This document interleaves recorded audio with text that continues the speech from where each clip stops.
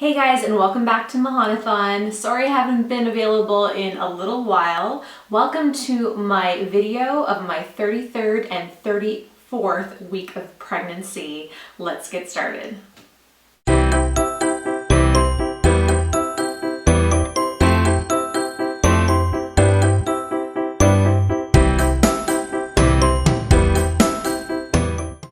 Hey guys, and welcome back to Machanathon and my 33rd and 34th week of pregnancy, plus my bonus What is in my hospital bag video. Stay tuned to find out what I've been up to. Okay guys, so it's been a while and there's definitely an excuse for it. The third trimester has given me so much exhaustion. It's been like hitting a brick wall. The 33rd week brought with it so much exhaustion, I just could not believe it. I felt like I was going back in time to the first trimester. That, coupled with stress, meant that I was on bed rest. Plus, when I did try to go out, I actually ended up in a wheelchair because of my PSD. So you can imagine that videos were just not happening. So this video is going to be a little bit different. We're combining the 33rd week and the 34th week since there weren't too many changes in baby's development, and to be honest, my symptoms stayed the same over the course of both weeks. I was super busy with countless things though, so I will be sure to update you with that. And then after that, I'm going to talk about what I put in my hospital bag and the reason why I started packing now. So let's get started. At 33 weeks, my baby was as big as a celery and weighed about 4.2 to 5.8 pounds. Pretty big. Now, during the 33rd week, I was absolutely convinced that my belly dropped because I have a little bit of space between my bra line and between my bump now, and breathing has gotten a tad bit easier. I still get a little bit out of breath when I'm talking really fast though. At week 33, my baby was coordinating sucking and swallowing, and he was also keeping his eyes open while he was awake. So I was really interested to see if he would feel my hand or see my hand when I poked him, so I did a few pokes. My husband isn't the biggest fan of that, so I usually did it while he was at work. So while my baby was getting bigger, so was I. My belly has gotten significantly bigger, and I was getting nervous because I actually ordered a dress for my baby shower during the 32nd week, and by the 33rd week I had already found that, oops, it might be a little bit too small, and I got the biggest size. Basically, I look like I'm holding a beach ball underneath my shirt. The rest of me looks kind of the same as it always has, but definitely my uterus is huge.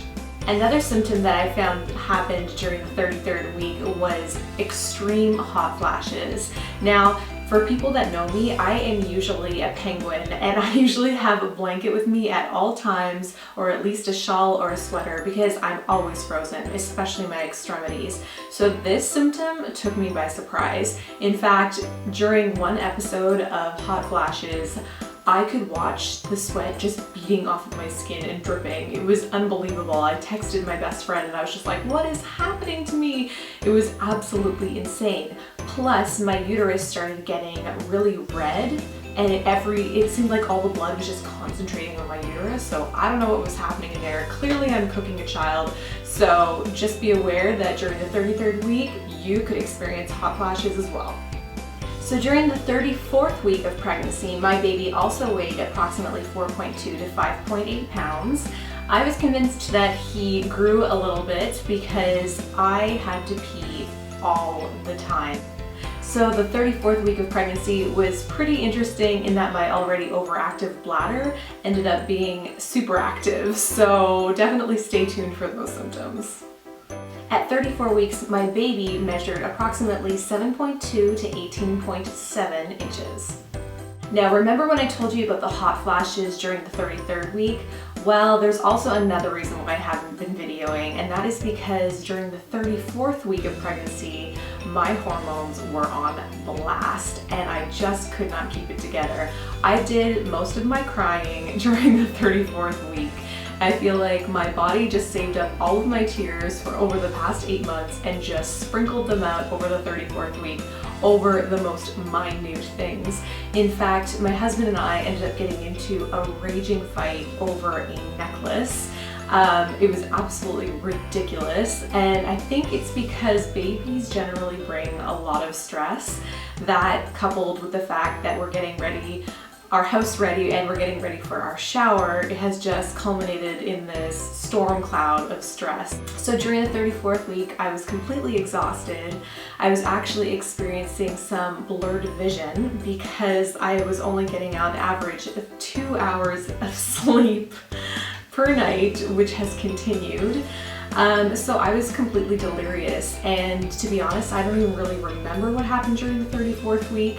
The 33rd and 34th week kind of went away in a blur of cleaning and renovating and getting things done. What I do know that I got accomplished was I was able to wash all of my baby clothes that I've gotten from friends and family in baby safe detergent. So that was extremely important to me, and I feel like I was so dedicated to that mission that the rest of life kind of just passed me by without me even noticing. So the nesting instinct is definitely real. I have been preparing this nursery like it's going out of style.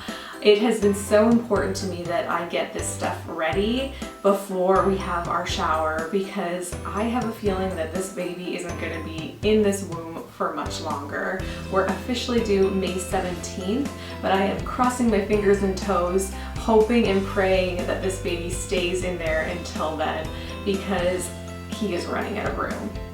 Okay, so let's get started on my what is in my hospital bag video. Now, I don't know about you, but as a first-time mom, I had no idea how much stuff you actually have to bring to the hospital. I ended up bringing way more than I thought that I would be bringing, and that is because I live in Ottawa, Ontario, Canada, and with our healthcare system, surprise, I found out from my OB that they no longer provide some of the essential things that I figured a hospital would provide all new moms when they're in labor and delivery. So some of the things that you will find in my suitcase may not match what you would bring in your suitcase if you live in other parts of the world, but I will say that they are essential for where I'm living, and I have one big suitcase. Okay, so let's get started. So in the outside pocket of my suitcase are two very important documents that I'd like to start with. One is the Mahan baby birth plan that my husband and I actually wrote up ourselves. So our hospital provides an outline for a birth plan for all new moms to bring with them to the hospital. And basically it outlines the kind of history that you've had with your pregnancies or pregnancy, any drugs, medications, or vitamins that you're taking, and also any opinions you have regarding pain medications and your overall goals for your birth.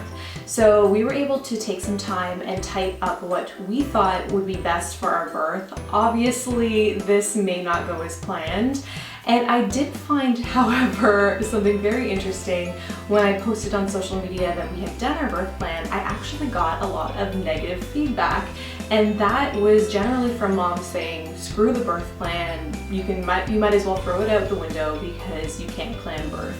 And I just want to emphasize that this is not a plan that's set in stone. Of course, I understand that emergencies happen, things happen that are beyond my control, but I did want to outline some of the history that I've been experiencing for this pregnancy, so that if I end up with a different doctor, and I probably will, to deliver me, then he or she has my background and history and list of medications. So that was really important.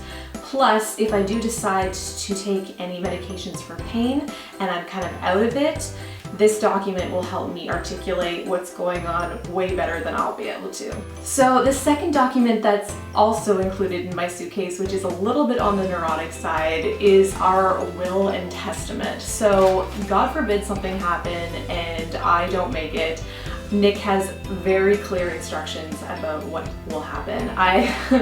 I would feel so guilty if he had to deal with something that was like that, and of course we're hoping for the best and we're not preparing for the worst, but in a way I just want to be prepared so that if something happens, that's something that he doesn't need to worry about. He knows what the instructions are, he knows that our baby's life is a first priority for us. So that's also included, however morbid that may be. So I have a couple of large items that I'll be bringing to the hospital that don't fit in my suitcase, which you will see in the pictures that I've included. The first one being an exercise ball. Now this is an extra large exercise ball, and I know some hospitals do provide them for birthing mothers, but I found out when we called in advance that sometimes they don't have enough birthing balls for the amount of women that they have on the floor. So the lady on the phone actually recommended that we bring our own. So our last name is on it and I'll be bringing it. The second item that is huge and does not fit into my suitcase is a foam roller. So what this does is, depending on your comfort level, sometimes your muscles end up aching when you're pregnant or when you're delivering. So by having this foam roller, I'll be able to kind of rub myself back and forth on it, or Nick can help me with that, and it may relieve some of the muscle tension that I'm feeling. The third huge item that isn't going to fit in my suitcase is, of course, my body pillow. I am not going anywhere without that pillow. It now has a nice case on it, so it won't get grungy in the hospital. I can easily wash it, and I will absolutely be bringing it with me because I cannot sleep without it. It has been a godsend, and it's really been taking some of the pressure off of my hips. Another item that isn't going to fit in my suitcase is my snuggly blanket. Now, some of you may think this is ridiculous, but I've had this blanket since I was born, and it's just like the perfect weight and the perfect, I don't know, feeling, if that makes sense. And I am absolutely bringing it with me because those hospital blankets are itchy, and I just want something from home that is comforting and I can wrap around myself if I'm having the shivers, which I'm sure I will because I'll be very, very nervous. So in my suitcase itself, I have organized it for 3 people: myself, my baby, and my husband. So it's a huge suitcase, but it's also covering all 3 bases, which I'm pretty proud of. So let's start with the stuff for mommy. So along with the toiletry essentials like toothpaste and a toothbrush and face wash and all of that stuff, which I won't bore you with, I can assure you that I have them, I brought a little bit extra for myself, knowing how I am in the hospital and knowing how I operate. Now, some of you may know that I'm pretty high maintenance, so my goal was to make this hospital room as spa-like as humanly possible. So the first thing that I packed was actually spa shampoo and spa conditioner, so that once I get into that shower after I have gotten completely filthy, I will feel a little bit more at ease and clean, because that will make me feel better. I am the type of girl that if I look after myself physically, I feel 100% better, so that is what I'm bringing. So tied along with that is also body lotion and hand cream. I heard that when you're in labor, you can get extremely dry, so I'm bringing some expensive body cream and hand cream that I picked up from the spa as well. They smell amazing, they make me feel great, and if I want to apply them, I can. I can even use them as a massage oil if I get sick of the scent of my massage oil. Speaking of massage oil, this was definitely something that I needed my husband to pick up for me. So as you guys know, I've been suffering from PSD, or pelvic symphysis disorder. So my bones have been super achy in my pelvis, and the only thing that's really been helping has been counter pressure and massage, as well as the occasional Tylenol. So I picked up some amazing vanilla scented massage oil, which I heard is really beneficial when you're in labor. This particular scent tends to calm me down. I usually have vanilla scented candles around my house, but of course hospitals don't let you bring candles. That'd be pretty ridiculous. So I decided to bring this from home. It's all natural, and hopefully my husband, when he is playing doula, can use this on me. Now the next thing I'd like to talk about is extremely important, and this is Lanolin Cream. I got this, I think, on my 3rd month of pregnancy, and I definitely didn't expect to get it that early, but it has been absolutely amazing. So this is Lancino, and it's a little bit more expensive, but I can assure you that you do not need to apply much for it to work. So when you're pregnant, you kind of get changing boobs. This may be TMI for some of you. They crack, they can kind of bleed, they leak, and this just soothes them. I originally was using lip balm, which is a no-no, But this is all natural. It's awesome because it can be used during breastfeeding, and I highly recommend it. So it's coming with me in my hospital bag. Now I know some of you may be thinking, yeah right Anastasia, like you're gonna have time to have a shower and clean yourself off with spa shampoo and spa body wash. Good job, not happening. And I have also prepared for the fact that perhaps that might not happen. So I have brought my own set of Huggies baby wipes. Now I have another pack of these for my actual baby, but in the event that I am not up to taking a shower, I can actually just use this and give myself kind of a sponge bath. I think it'll make me feel better, and they're disposable, so I can just chuck them if they get dirty. The next thing I'd like to talk about is kind of a wild card, and I found this information online to include this. So thank you to that blogger who reminded me to bring this, and that is an old bathing suit. So in Ontario, we have some birthing suites that actually have tubs that you can soak in. And they're pretty big, but they don't give a lot of privacy. In fact, some places, in some hospitals, you might be birthing with as much as 3 other women. So you could be sharing a room with 3 other women. So I am a little bit modest, and I don't want my goods to be on display for 3 other women and their families. So I have actually brought an old bikini of mine to wear, and the bottom is a skirt. So I can wear that and people can still check me, and I can still give birth if I happen to do it in the water, but it will preserve my dignity, I'm hoping, and if it gets ruined, again, I can chuck it. Speaking of the tub, I also have a black beach towel which will be coming with me that either I can use or Nick can use, and obviously it will cover any stains, and if it gets wrecked, I'm totally cool with it.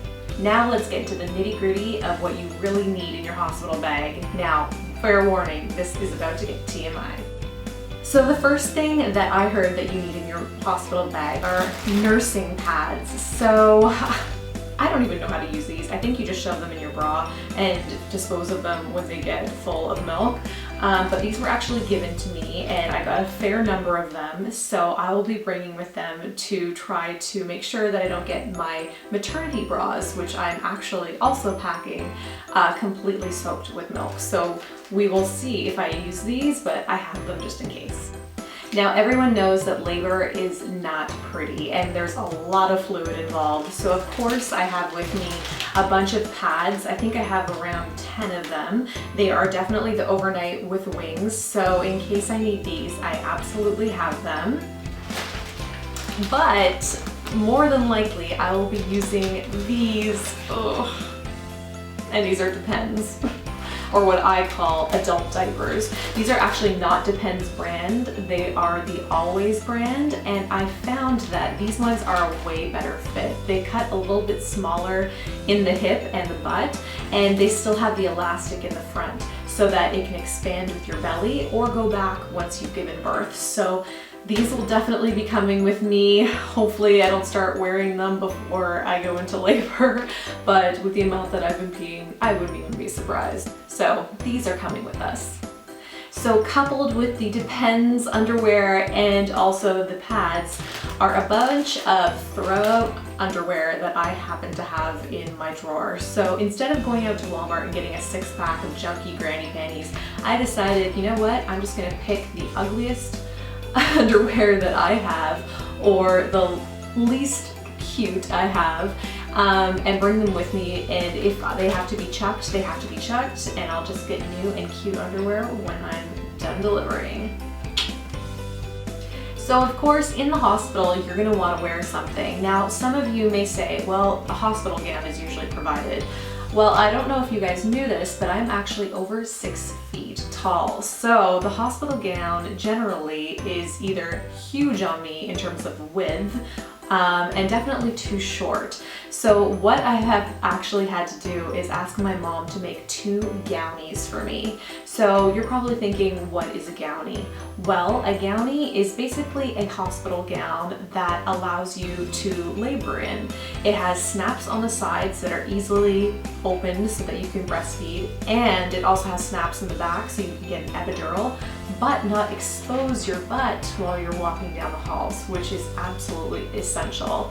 I did not want to wear a hospital gown and be exposed while I was in labor. I feel like my dignity has already gone down the tube and I wasn't ready to make that sacrifice as well. So along with 2 gownies that I'll be wearing, and you'll see some Instagram shots of that, I'm sure, I'm also bringing my compression socks and some regular socks. So I actually have venous insufficiency on a good day. So my circulation in my legs is pretty poor and I can get pretty swollen. So compression socks are extremely important for me to bring. And then because I generally get cold, I decided some woolly socks would be nice so that when I'm in the stirrups, I can feel a little bit more warm. The next thing I have for me is kind of funny, and that is a grenade squishy stress ball. So when I am getting Braxton Hicks contractions, I need to squeeze somebody's hand or squeeze this stress ball because I put all of my stress in my face, right here where these wrinkles are, and in my palms. So by bringing this, I feel like I will have something in my hands and I might not break Nick's hand right off. Very important. Speaking of Nick, he will also be getting some stuff. So I have packed some shorts, some shirts, of course toothbrushes and other toiletry. He'll also be in charge of our camera and our chargers, as well as our computer. Any music that I'd like, as I've made a labor delivery playlist, which you can actually see on YouTube. And we're also bringing some movies just in case I need some distractions. So he will be in charge of all of the electronics. He has a few clothes, but other than that, he's pretty low maintenance. And he definitely doesn't have as much stuff in this suitcase as I do. Okay, so let's switch to baby. So the first thing that I packed for my baby are 2 adorable onesies. Now our hospital actually recommended that we get the onesie that comes with the hat and the bib and the booties and the fold over arms instead of mitts because they fall off. So I got 2 pair of those. And I'm actually not going to show you what they look like because it's a surprise and I'm going to show them on Instagram after the delivery. So I have those packed, so there is more than one just in case he ruins one because that's probably going to happen in all likelihood. But I'm really excited to see him in his take-home outfits and I can't wait to show you. Of course, I was extremely surprised when my OB told me that I actually had to bring a pack of diapers with me to the hospital. Our hospital doesn't provide newborn diapers, so we had to go grab a pack. This is just standard Huggies, and hopefully it's enough. I feel like it should be. Our hospital doesn't generally allow you to stay too many days unless you're getting a C-section, so I'm hoping this will tide us over, but he will definitely be prepared for his first peep and poop. I can't believe I thought that was cute. Ew. Another thing I packed for myself in terms of my sleep, and I'm hoping I'll get some while I'm in labor, are earplugs as well as a sleep mask for both myself and for my husband. So if we are sharing a room with 3 other women, we can kind of tune them out by not hearing them and not seeing them. To go along with my vanity, I also brought a hair dryer, a hair curler, and a hair straightener. I figure, why not? I might be taking pictures, and these pictures might be going down in history, so if I can spruce myself up with a little makeup and maybe some hair products, maybe I'll feel more like myself and more like the mom that I know I am. Well, that is it. That is all that is packed in my hospital bag. It seems like so much, and it probably is. I feel so bad for Nick that he's gonna have to cart this around. If you want a full list of what's in my hospital bag, be sure to check out the description box below where I've listed everything that I'm bringing. It's a huge list, but again, this is what my OB recommended, and I feel like these things will kind of make me feel a bit more prepared when I go into the hospital. Well, that's it for my 33 and 34 week bump date. Don't forget to check out my 34th week bumpy at the end of this video. I hope you thought that this video was helpful. Let me know what you're bringing in your hospital bag, and stay tuned for my 35th bump date, which will actually show you some snapshots of my shower that's coming up. I look forward to talking to you guys soon. Don't forget to like this video and subscribe to Machanathon, and I will see you at my 35th week.